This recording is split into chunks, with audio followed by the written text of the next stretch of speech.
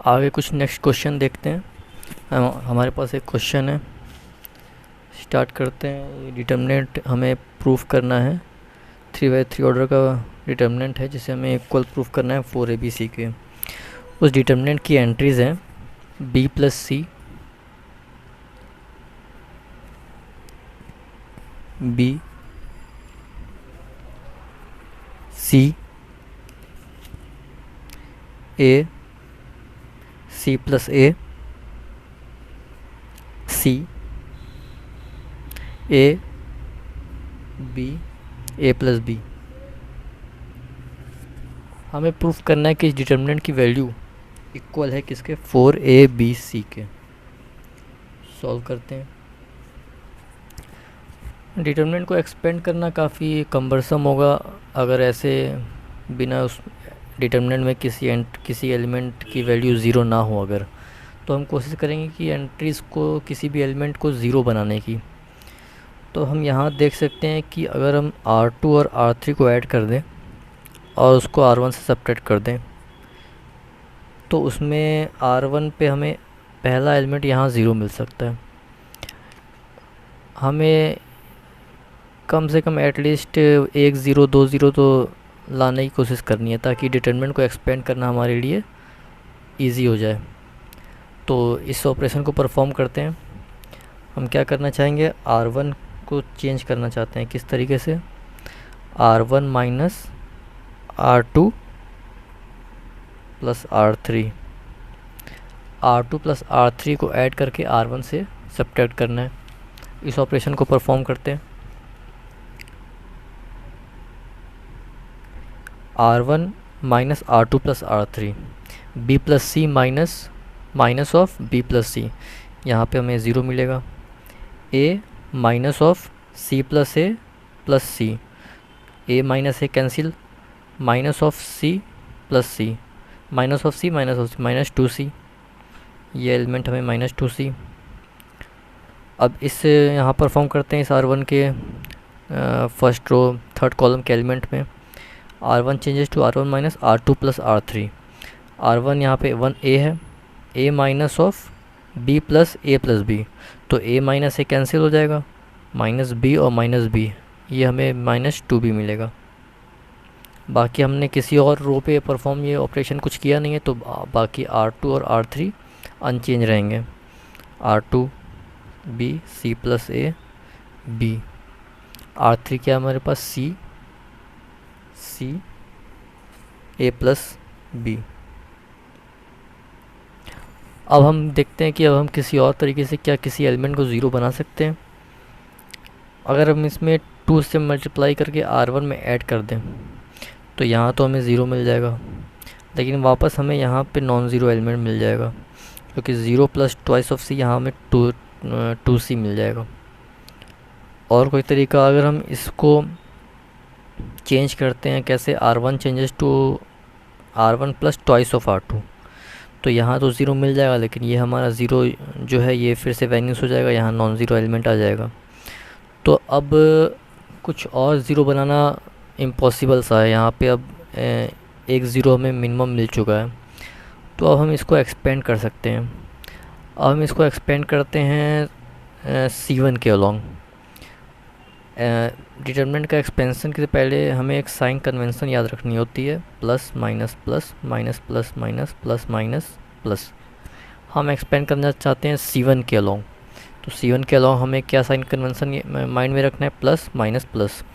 तो C1 में पहला एलिमेंट हमने ज़ीरो उठाना है, किस साइन के साथ, प्लस के साथ, ज़ीरो। फिर एक डिटर्मिनेंट बनेगा, कैसे बनेगा, उसके एलिमेंट हमने C1 के पहले एलिमेंट को उठाया तो हमें R1 को डिलीट करना है और C1 को डिलीट करना है। R1 और C1 को डिलीट करने के बाद जो बचे एलिमेंट वो इसमें आएंगे, C plus A B C A plus B। अब C1 के अलॉन्ग हम एक्सपेंड कर रहे थे, हमने पहला एलिमेंट ले लिया, अब हम दूसरा एलिमेंट लेंगे, किस साइन के साथ, माइनस साइन के साथ, माइनस ऑफ B। फिर एक डिटर्मिनेंट बनेगा, वो डिटर्मिनेंट की वैल्यू कैसे आएगी, हमने ये एलिमेंट को लिया अभी, तो इस रो को डिलीट करेंगे और इस कॉलम को डिलीट करने के बाद जो एलिमेंट बचा उसे हमें यहाँ फिल करना है। इसे हमने डिलीट किया, इसे हमने डिलीट किया। हमारे पास यहाँ आया -2c, यहाँ आया -2b, यहाँ c, यहाँ a प्लस बी। हमने सेकेंड एलिमेंट उठा लिया c1 का, हम c1 के अलॉन्ग एक्सपेंशन कर रहे हैं, हमने सेकेंड एलिमेंट b ले लिया। अब थर्ड एलिमेंट लेते हैं c को किस साइन के साथ लेंगे, हमने प्लस माइनस प्लस, c को हमें लेना है प्लस साइन के साथ, तो प्लस c, फिर एक डिटर्मिनेंट बनेगा। उस डिटर्मिनेंट की एंट्रीज कैसे आएंगी, c हमने लिया तो R3 और c1 को डिलीट करने के बाद जो एलिमेंट बचेंगे वो हमें इस डिटर्मिनेंट में फिल करना है। तो R3 को डिलीट किया हमने, c1 को डिलीट किया, हमारे पास है -2c, -2b, c plus a b। ये हमने डिटर्मिनेंट को c1 के अलॉन्ग एक्सपेंड कर दिया है। अब इसको और फर्दर एक्सपेंड करते हैं, 0 इंटू समथिंग 0, ये तो 0 रहना है, -b। इस डिटर्मिनेंट को एक्सपेंड करते हैं, this into this minus this into this, तो -2c into a -2ac, -2c into b -2bc, minus of this, यहाँ माइनस है तो minus minus plus, plus of 2bc। अब इस डिटर्मिनेंट को एक्सपेंड करते हैं, this into this minus this into this, -2c into b -2bc, minus of this into this, यहाँ पहले से माइनस है तो minus into minus plus, plus 2b into c 2bc, 2b into a 2ab। अब इसको expand करते हैं, -b को इस ब्रैकेट के अंदर मल्टीप्लाई करते हैं, -b into this 2abc, -b into this plus 2b square c, -b into this -2b square c। फिर इस c को इस ब्रैकेट के अंदर मल्टीप्लाई करते हैं, c into this -2b c square, c into this plus 2b c square, c into this plus 2abc। अब हमने देखा कि ये 2b square C plus 2b square C minus, ये cancel, -2bc square plus 2bc square ये cancel, हमें बचा 2abc which is equal to 4abc, और यही हमारा क्या है RHS। तो हमने डिटर्मिनेंट की वैल्यू प्रूव कर दी कि इसकी वैल्यू क्या है 4abc। नेक्स्ट क्वेश्चन सॉल्व करते हैं। हमारे पास एक डिटर्मिनेंट है डेल्टा इक्वल टू 3/3 ऑर्डर का डिटर्मिनेंट है, delta equal to XYZ। Second column की एंट्रीज हैं x square Y square z square. Third column की एंट्रीज हैं 1 + x cube, 1 + y cube, 1 + z cube. इस डिटर्मिनेंट की वैल्यू हमें दी गई 0 है, तो हमें प्रूफ करना है, हमें शो करना है कि 1 +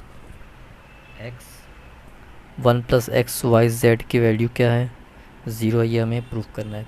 हमें दिया गया है कि डेल्टा जो है ये इसकी वैल्यू 0 है, और एक और कंडीशन है कि x y z तीनों ही डिफरेंट है, मतलब x is not equal to y is not equal to z, तो x y z तीनों ही डिफरेंट है। अब इस डिटर्मिनेंट को हमने देखा कि यहाँ तो अलजेब्राइक एक्सप्रेशन यूज़ हुआ है, तो हम प्रॉपर्टी यूज़ करके इस डिटर्मिनेंट को 2 डिटर्मिनेंट में स्प्लिट कर सकते हैं।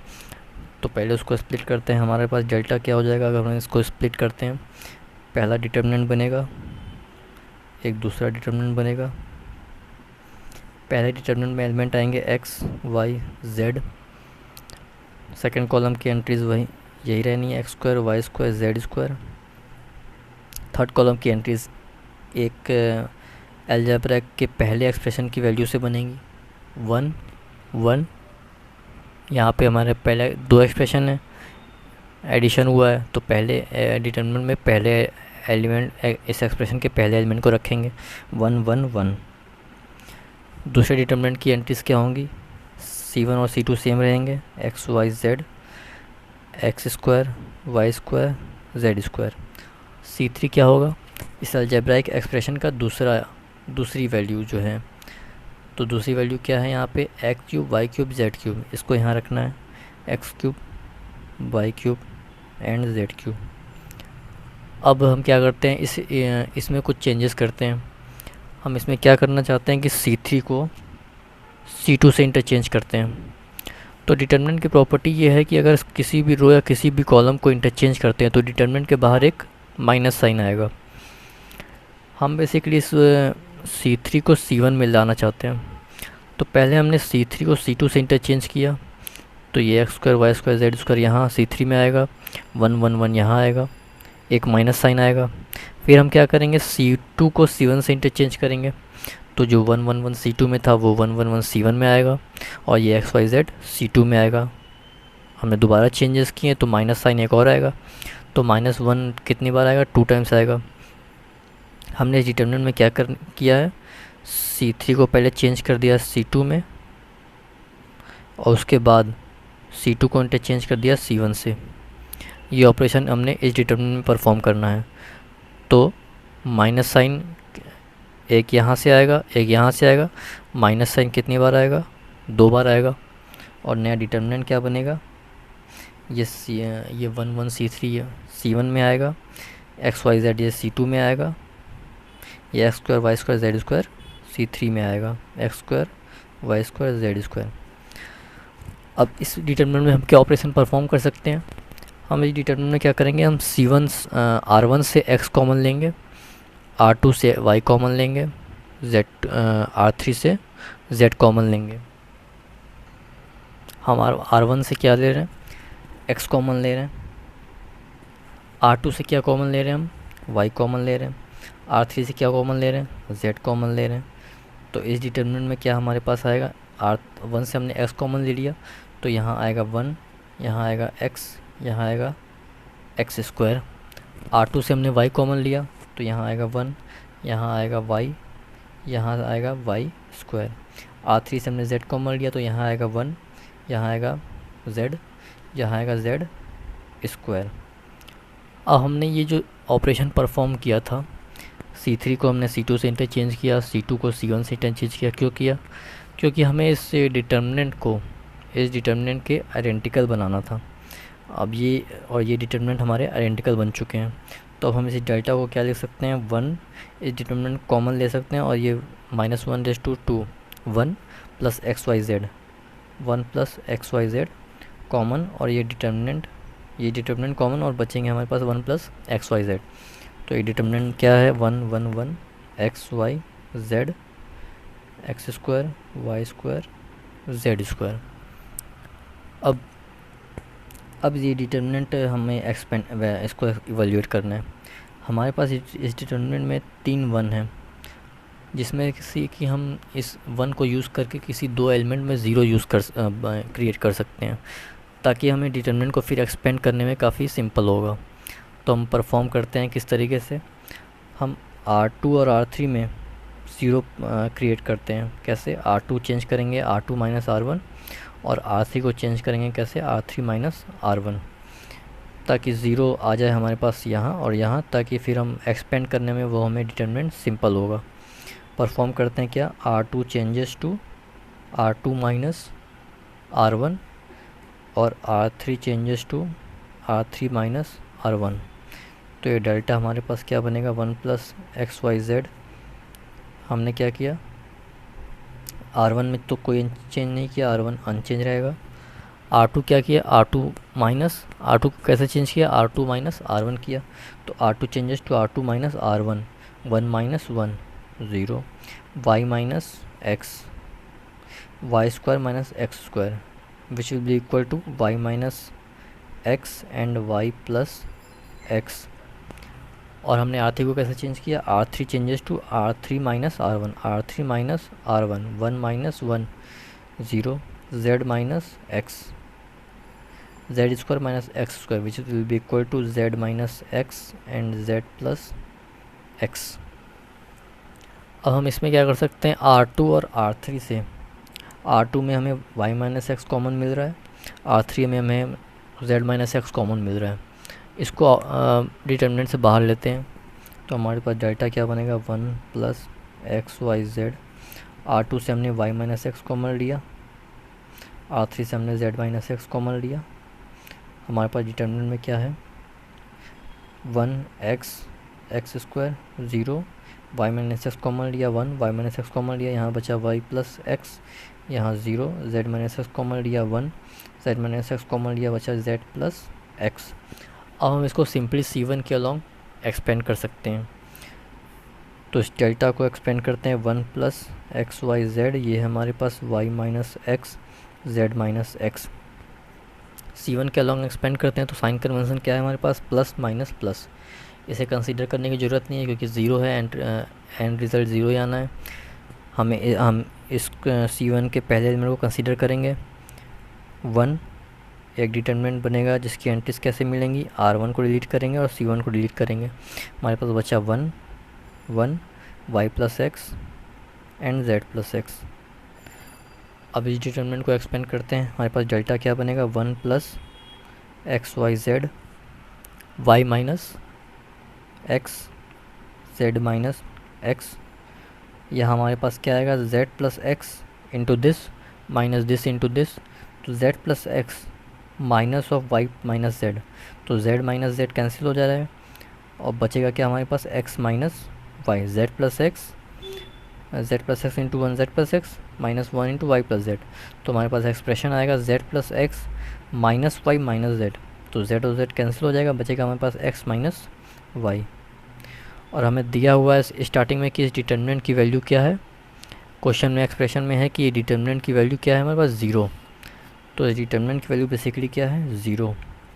अब क्योंकि ये कुछ एक्सप्रेशन के मल्टीपल हैं, हमें कंडीशन एक और दी गई कि x और y और z तीनों ही अनइक्वल हैं। तो हमारे पास 1 2 3 4 एक्सप्रेशन के मल्टीपल का प्रोडक्ट, 4 एक्सप्रेशन का प्रोडक्ट 0 आ रहा है।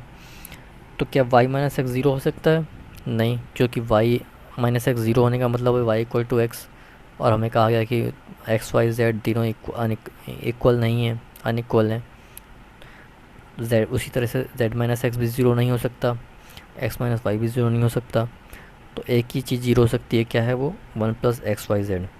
तो 1 plus X Y Z will be equal to 0। यही हमें प्रूफ करना था कि ये अगर डेल्टा हमारा ये 0 है तो हमें प्रूफ करना है कि 1 plus X Y Z equal to 0 है। तो हमने प्रूफ कर दिया कि 1 plus X Y Z is equal to 0।